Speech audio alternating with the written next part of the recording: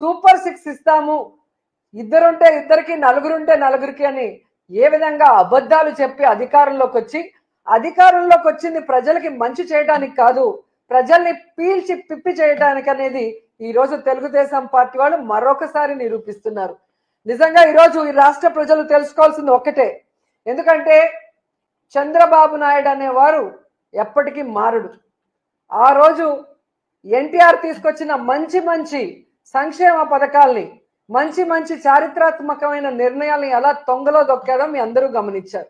ఆ తర్వాత రాజశేఖర రెడ్డి గారు తీసుకొచ్చిన సంక్షేమ పథకాలు, చారిత్రాత్మకమైన అనేక నిర్ణయాల్ని ఎలా తుంగలో దొక్కాడో మీరు చూశారు.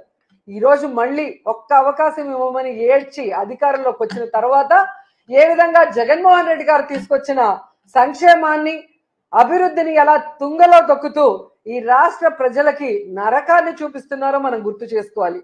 ఎందుకంటే ఈరోజు ఈ కూటమి ప్రభుత్వం ఎన్డీఏలో ఉన్నామంటారు.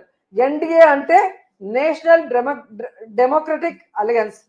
మామూలుగా ఎన్డీఏ అంటే నేషనల్ డెమోక్రటిక్ అలయన్స్ అంటారు. కానీ ఆంధ్రప్రదేశ్లో మీరు చూస్తే ఎన్డీఏ అంటే నారా నకిలీ డిస్టిలరీస్ అడ్మినిస్ట్రేషన్, నారా వారి దౌర్భాగ్యపు అడ్మినిస్ట్రేషన్. ప్రజల్ని దోచుకోవడానికి, రాష్ట్రాన్ని దోచుకోవడానికే ఈ నారా వారి కూటమి ఏ విధంగా పని చేస్తుందో మనం అందరం కూడా ఒకసారి గమనించాలి. ఎందుకంటే ఈరోజు ఈ కల్తీ సారాన్ని తయారు చేసేది ఎవరు? దీన్ని బెల్ట్ షాపులు, బార్లు, పర్మిట్ల రూమ్ ద్వారా ప్రజల వద్దకు చేరుస్తుంది ఎవరు? దీనివల్ల ప్రజల ప్రాణాలు తీస్తుంది ఎవరు అంటే పై నుంచి కింద వరకు మొత్తం తెలుగుదేశం పార్టీకి సంబంధించిన నాయకులు అనేది స్పష్టంగా మనకు ఈరోజు సాక్ష్యాధారాలతో కూడా దొరికిపోయింది. ఎందుకంటే ఈరోజు ఏ జిల్లాలో చూసినా,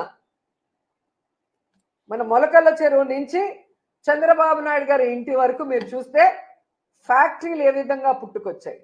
ప్రభుత్వ సపోర్ట్ లేకుండానే ఫ్యాక్టరీలు పుట్టుకొస్తాయా? ఒక ఫ్యాక్టరీ కట్టాలంటే రాత్రికి రాత్రి కట్టే పరిస్థితి కాదు.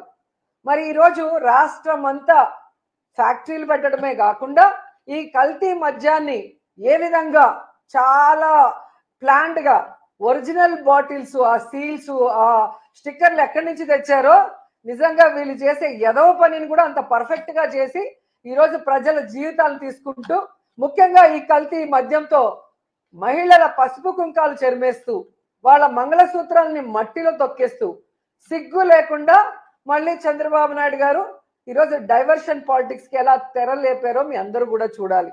ఎందుకంటే ఈయన మొదటి నుంచి కూడా మహిళా ద్రోహి. మహిళ అంటే గౌరవం లేదు.